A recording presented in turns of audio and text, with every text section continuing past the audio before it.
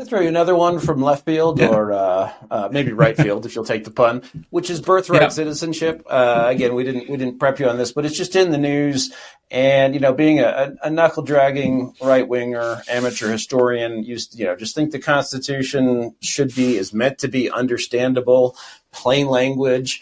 The right of the people to keep and bear arms shall not be infringed. There was a joke in the late 90s before we started winning politically and in court on the right to keep and bear arms that we need another amendment, like the Second Amendment. It says the right of the people to keep and bear arms shall not be infringed. And this time we really mean it.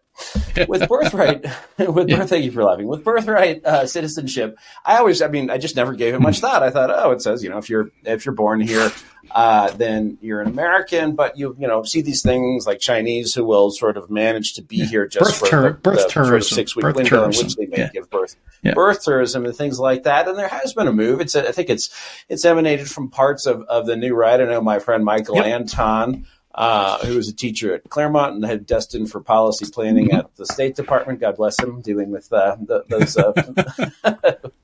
that interesting organization, the in-house State Department think tank. Might be a contradiction in terms, but at any rate, I'm just curious if again, sort of the politics and the law. It's going to be played. It looks like it's going to be litigated since there's already, I think, an injunction against Trump's executive order. What are your thoughts on where this goes? So I don't share the view of our Claremont friends about birthright citizenship, but it goes actually to the point I was making earlier about the president being allowed to have his own constitutional view. The president, the Supreme Court has its view, Congress may have its view. The president is allowed to say, I interpret the Constitution differently, and I'm going to order the executive branch agencies to follow my view until the other branches try to stop me.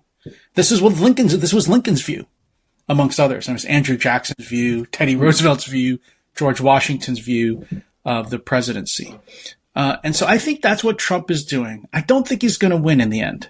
I think in the end, the court will just say, this has been the traditional rule. As you say, this has been the rule since the founding. People who want to overturn that rule have to have, I think, some pretty good evidence to overthrow it. Go ahead. What do you think of any modifications? So, for example, even Andy Kim today, very liberal senator from New Jersey, even he said, look, the birth tourism is a problem. These factories in Saipan and places like that. Do you think that could be specifically addressed? I think that's what people really are objecting to. I think the bigger problem is allowing people into this is just a symptom of the real problem, which was the lack of controlling the southern border.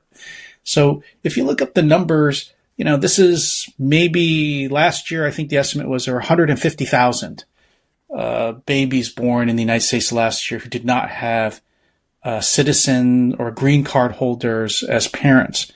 Biden was letting 3 million people in a year cross the southern border without restriction. So this is not really a problem. What the problem is allowing people across the border in a unregistered, in an illegal way. There might be people coming over on visas, but you could actually cure for that by saying we're not going to issue visas to to women who are pregnant, and that would solve the issue. I think in most part. I really think this is symbolically important issue, but in terms of consequences, in terms of fixing the immigration problem, it's not going to really make that much of a difference compared to building a wall and enforcing the immigration laws, removing people who are here illegally, primarily people who are committing, violent crimes and felonies.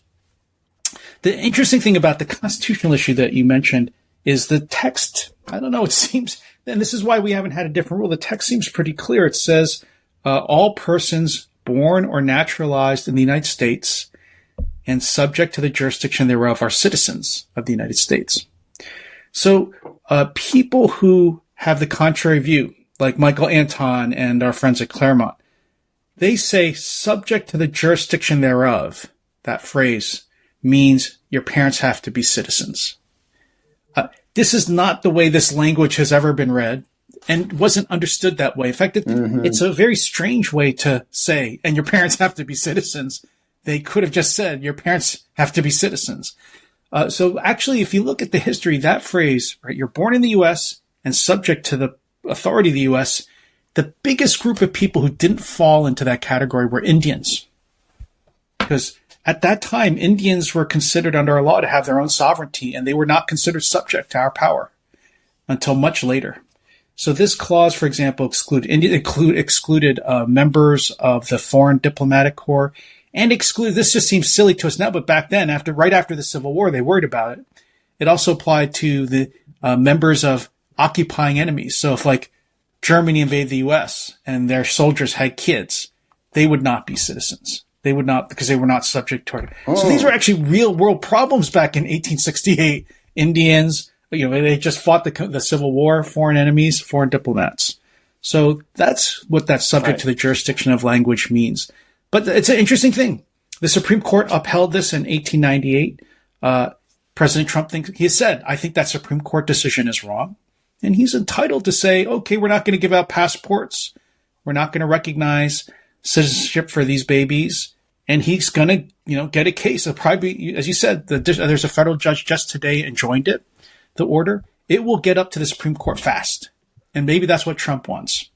And maybe he'll lose, but he wants to say, I'm taking every aggressive measure I can think of to stop the flow of illegal migration across the southern border, even this smaller one. All right. Well, again, reprising my role as a jailhouse lawyer, it's sort of reminiscent a little about the Second Amendment fight. They used to say that the preface that a well-regulated militia being necessary to the security of a free state. Oh, that means the militia, that's the National Guard. No. The militia, the National Guard, that was a pre-World War IIism. The militia, as the founders understood it and explained very clearly in the Federalist Papers and in other contemporary documents, being sort of all of the people, potentially excluding a few officials. So, yes, to reinvent something and say, all right, point to me where this was written, why that was argued that way, the jurisdiction thereof thing. It's an interesting point you make about excluding the offspring of occupying foreign military powers. Just thinking of the Hessians that the great George Washington had killed on Christmas morning. Yeah, I grew up in Philadelphia, near a town called King of Prussia, so I still worry about this stuff.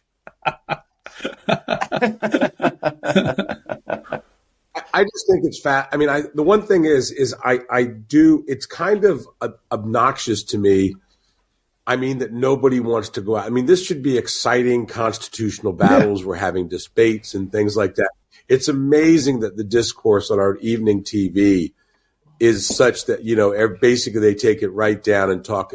First thing we do go to is somebody crying that, they couldn't get in, or they go on Monday and say they couldn't get an appointment on Monday. And it's like, well, yeah, the federal government's closed. Of course you couldn't have gotten an appointment on that Monday. Can I make a point about the immigration thing? This birthright citizenship, it's very symbolic. I don't think the consequences are big. Meantime, I have to say Trump has engineered a revolution in actually how we think about the southern border, because and his critics are like not paying attention to it because of birthright citizenship, right? 22 states filed against birthright citizenship. But the real main change is that Trump declared an invasion was occurring across the southern border and has deployed the military to seal the border and to start removing people and to build a wall. That's never happened before, right? The use of the military to actually carry out, right, I think, security operations on the southern border. I think it's constitutional because we're talking about what are the basic functions of government for the president. I would think, right, protecting the nation's borders would be number one, actually, before anything else, before you get to other things. But that almost has gone by without anybody really. Chris, President Trump just ordered 10,000 troops to the southern border. That's amazing. It's not going to be ICE, border agents alone out there. It's going to be, the 101st Airborne Division. I think that could be a really serious deterrent to illegal migration. That is such a much bigger revolutionary change. But everyone's focused on, as you say, on birthright citizenship and crying people not being able to get appointments. That is so small potatoes compared to this, I think, is revolutionary change with the turning it into a military problem, not a civilian law enforcement problem.